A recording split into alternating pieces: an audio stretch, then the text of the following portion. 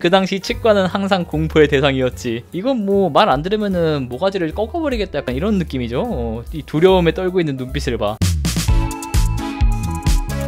일단 안에 들어가서 티켓을 받았어요. 오슬로 패스 덕분에 공짜로 들어갈 수 있었고, 일단 들어가니까 그 당시 노르웨이 사람들의 생활 양상을 볼 수 있는 이런 좀 물품들, 그런 것들을 볼 수 있었어. 보면은 여기 나와있죠. 어퍼 클래스 홈 오브 더 1700 앤 1800. 노르웨이 그 당시 사람들의 상류층이 어떻게 살았는지 볼 수 있었는데, 그 당시에 상류층인 사람들이 쓰던 물품이다 보니까 아무래도 되게 화려하죠. 이것도 뭔가 좀 살기 어려운 사람들의 집에서 보기 힘든 그런 인형놀이 세트였고, 피아노에 샹들리에, 그렇지, 옷도 되게 화려했어요.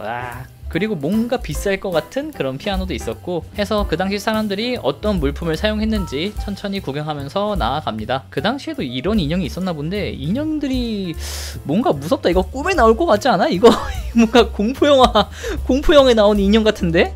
그 당시 사람들이 이런 걸 좋아했나?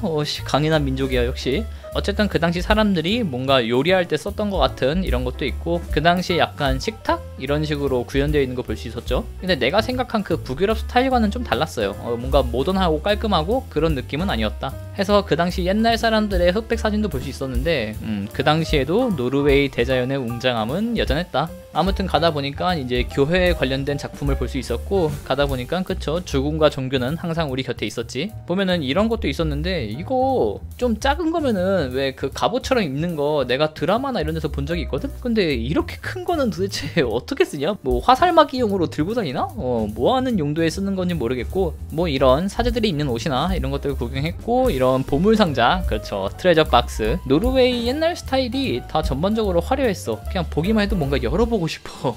만약에 이런 디자인으로 게임에 넣어놓잖아? 사람들 무조건 열어본다. 안에 함정이 있든 말든 무조건 보물같이 보이는데 이걸 안 열고 베길 수가 있나? 아무튼 가다 보니까 이제 중세겠죠? 중세의 사람들이 또 어떤 물품들을 가지고 살아왔는가? 이런 것들을 볼 수 있었고, 보다 보면 그 당시에 썼던 물품들 그대로 보존이 잘 되어 있고, 보물상자는 화려하죠. 우리나라 나전칠기만큼 화려한 건 아닌데 얘들도 이런 상자들은 되게 화려하게 꾸며놓은 것 같아. 어쨌든 이런 썰매, 그렇죠, 노르웨이 하면 썰매가 빠질 수 없죠. 이런 식으로 쭉쭉 보면서 나아갑니다. 얘들도 뭐 옷은 입어야 되니까 이런 식으로 배틀도 있었고, 옷들 같은 경우에는 이거 그냥 겨울 니트로 지금 팔아도 팔릴 것 같은데?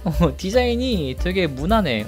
갑자기 내가 모르는 사이에 현대로 넘어온 게 아닌 이상 옛날에도 뭔가 이런 옷을 입었던 것 같은데 되게 디자인 감각이 뛰어나죠. 그리고 남자의 마음을 울리는 무기들, 그치, 이런 미늘창부터 해가지고 석궁에 라이플에 도끼에, 나 이런 거 너무 좋았어. 해서 뭐 블랙스미스겠죠? 이런 대장장이도 있고, 곰이랑 맞다이를 까는 개 상남자도 볼 수 있었고, 그리고 각종 총과 창과 이런 냉병기들, 너무 좋았어. 아무튼 나오고 나니까 그 당시에 가옥을 재현해 놓은 공간도 있었는데, 이렇게 엄청 옛날 가옥을 재현한 곳도 있었고, 조금 현대적인 거리를 구현해 놓은 공간도 있었어요. 근데 되게 특이했던 게 여기가 그거거든요? 치과? The Pains and Pleasure of Teeth. 졸라 무섭죠? 페인스. 아무튼 들어가니까 그 당시에 공포가 그 당시 치과는 항상 공포의 대상이었지. 이건 뭐 말 안 들으면은 모가지를 꺾어버리겠다 약간 이런 느낌이죠. 이 두려움에 떨고 있는 눈빛을 봐. 어쨌든 치과 같은 경우에는 실제로 여기 치과 의사분이 계셨어. 이거 진짜 치과야. 그 당시 옛날 치과가 어땠는지 이런 식으로 보존해 놓은 공간도 있었고, 그리고 실제로 치과 치료를 하는 이런 현대적인 시설도 있었어요. 그리고 거리를 나아가다 보면은 약간 좀 근현대 유럽 그런 거리 같은 느낌이죠. 이거 같은 경우에는 은행이었는데, 보면은 옛날 은행은 이렇게 생겼었다. 지금 보면은 그냥 총 한 방 쏘면은 다 개박살 날 것 같은데, 이때는 이런 식으로 안전장치를 해놨고, 뭐 관련된 설명은 자세하게 나와 있으니까 여행 중에 들렸다면은 한번 자세히 읽어보시고 해서 가다 보면은 여기가 되게 좋았던 게, 아까 전에 봤던 치과도 그렇고 실제로 사람들이 이 안에서 약간 컨셉에 맞춰서 실제로 응대를 해줘. 그 부분이 되게 좋았어. 만약에 사람이 아무도 없거나 마네킹만 있으면은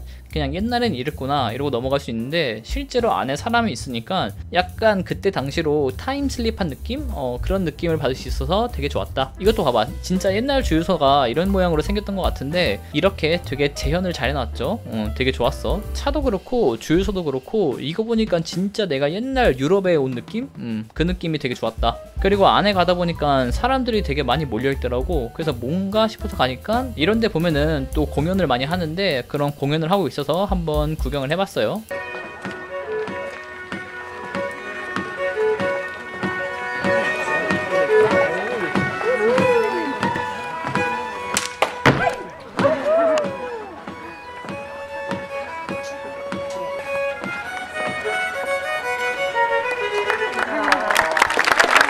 아무튼 이런 식으로 공연을 하고 있길래 구경을 좀 해봤고, 그 다음에는 이제 완전 옛날 전통 가옥들, 진짜 자연 속에서 같이 살아가는 사람들의 그런 집을 볼 수 있었는데 뭔가 우리나라 옛날 초가집을 보는 그런 느낌이죠.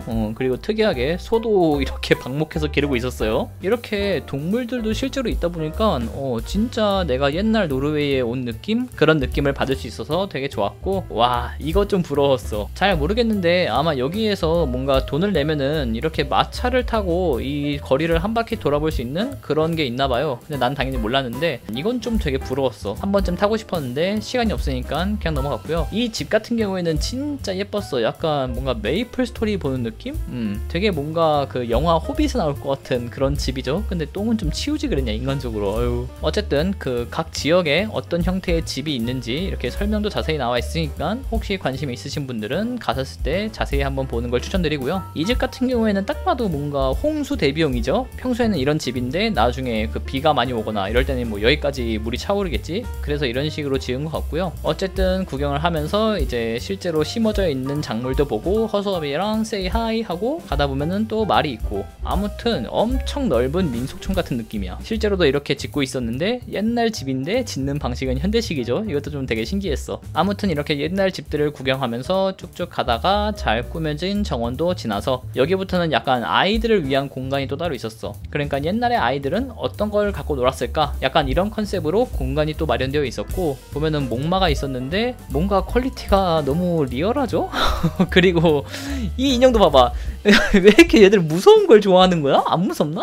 이거는 뭔가 딱 우리가 흔히 아는 북유럽 스타일 그런 목마네. 아무튼 이렇게 인형들도 보고 순록도 보고 옛날에 입었던 옷들도 보고 캠프파이어도 보고 유물들도 보고 하다 보니까 민속박물관이 끝났습니다. 내가 지금 영상으로 썰을 푼 게 되게 빨리 풀어서 그렇지 내가 말을 안 하고 지나간 것도 되게 많거든요. 노르웨이 여행 가면은 꼭 여기는 가봐 진짜. 어쨌든 그 다음에 가본 곳은 바이킹 박물관입니다. 그쵸, 노르웨이 하면은 바이킹을 빼놓을 수 없지. 빼놓으면 섭하지. 앞에 보니까 장미꽃이 되게 이쁘게 피어 있길래 사진을 일단 한 장 찍어봤고, 여기도 오슬로 패스 있었으면 공짜였을 거야. 해서 바이킹 박물관에 들어가니까 당연히 배에 대한 역사나 바이킹에 대한 역사 알 수 있었고요. 바이킹들이 그 당시에 실제로 탔던 배들을 볼 수 있었는데, 그쵸, 이런 문양이 있어야 바이킹이지. 뭔가 되게 위압적이야. 화려함은 없는데 뭔가 투박하면서 멋있어. 그게 바이킹 문화의 좀 매력인 것 같아. 아무튼 그 당시 바이킹들이 얼마나 깽판을 치고 다녔는지 진짜 말이 안 되죠. 이 배를 타고 어떻게 이렇게까지 갈 수 있는지 모르겠는데 나 너무 신기했어. 그러니까 우리가 알고 있는 배는 그래도 뭔가 배 안에 각종 설비나 그 침실이나 이런 게 있어야 되잖아. 근데 이거 봐봐, 뭐 없어. 얇아. 그리고 어떻게 이런 배를 타고 넘을 생각을 했지? 뭐 물론 배가 이렇게 얇으니까 실제로 산에 갔을 때는 배를 들고 산을 넘었다고 하는데 그게 가능했겠지. 무거웠으면 그렇게 못했겠지. 어쨌든 바이킹들의 배와 실제로 그 당시에 바이킹들이 만들어서 썼던 그런 도구들도 볼 수 있었고요. 그렇게 보면서 쭉쭉 갑니다. 이런 건 조각을 도대체 어떻게 한 거냐? 너무 신기하다. 그리고 아까도 말했지만 바이킹의 그런 유물들 이런 게 뭔가 위압감을 주는, 봐봐, 화려하진 않아. 투박해. 근데 뭔가 남성적이고 에너지가 넘치고 이런 게 되게 멋있었다. 이거는 좀 뭔가 낯익죠?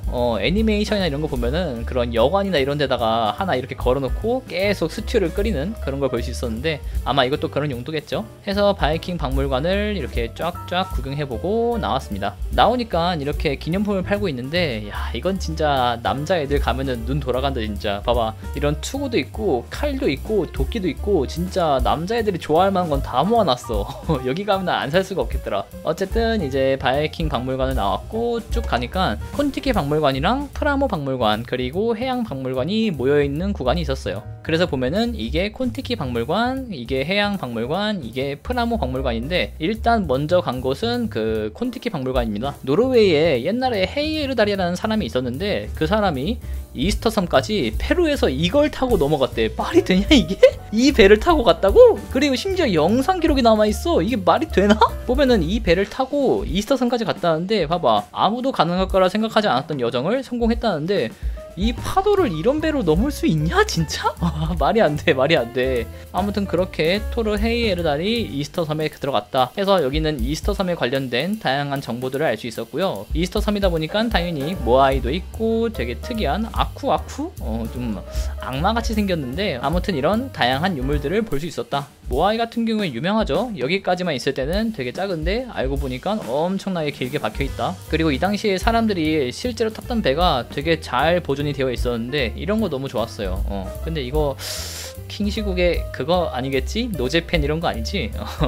어쨌든 보다 보니까 이제 필름 티어터라 해가지고 그 당시에 실제로 영상 자료들도 볼 수 있었고, 토르 헤이에르달 이분이 이제 메인이다 보니까 당연히 이분에 대한 설명 이런 것도 자세히 나와 있었어요. 보니까 근데 한 번만 한 게 아닌 것 같더라. 이게 그 콘티키 105, 이게 그 락2 이런 식으로 좀 모험을 즐기는 그런 분이셨던 것 같아요.